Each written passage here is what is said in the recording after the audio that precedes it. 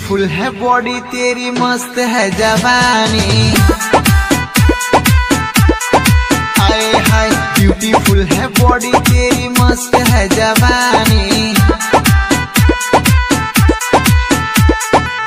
मैं हूँ दीवाना तेरा, तू है दीवानी। मैं हूँ दीवाना तेरा, तू है दीवानी। दीवानी दीवानी ब्यूटीफुल है बॉडी तेरी, मस्त है जवानी। मस्त मस्त जवानी। हाँ हाँ ब्यूटीफुल है बॉडी तेरी, मस्त है जवानी। मस्त मस्त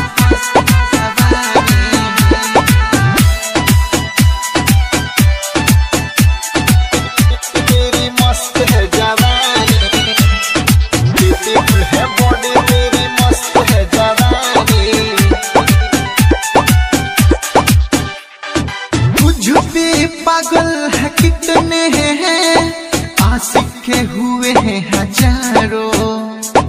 आधा से हो जाएंगे घायल, बालों को ऐसे न संवारो। I love you। तुझ पे पागल है कितने हैं, आशिक हुए हैं हजारों।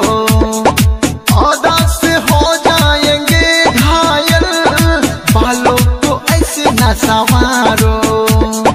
बालों को ऐसे न संवारो। आओ जानू पी ले थोड़ा मोहब्बत का पानी। हाय हाय ब्यूटीफुल है बॉडी तेरी, मस्त है जवानी।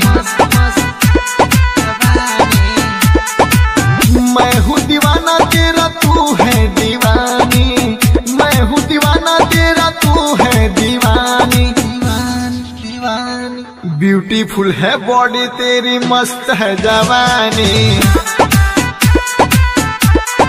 हाय हाय ब्यूटीफुल है बॉडी तेरी, मस्त है जवानी। मस्त मस्त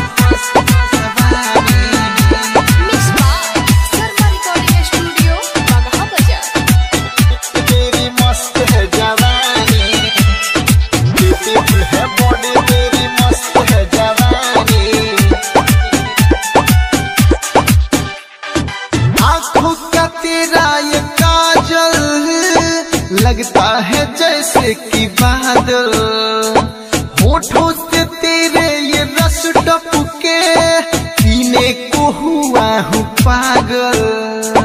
पागल आँखों का तेरा ये काजल, लगता है जैसे कि बादल। होठों से तेरे ये रस टपके, पीने को हुआ हूँ पागल। पीने को हुआ हूँ पागल। राजन सुधीर आज करेगा मन मानी। हाय हाय ब्यूटीफुल है बॉडी तेरी, मस्त है जवानी।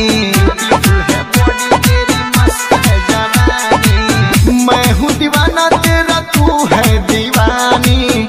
मैं हूँ दीवाना तेरा, तू है दीवानी। दीवानी दीवानी ब्यूटीफुल है बॉडी तेरी, मस्त है जवानी। मस्त मस्त जवानी।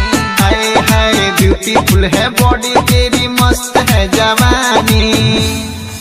Mix by Sharma recording studio, Bagaha बाजार।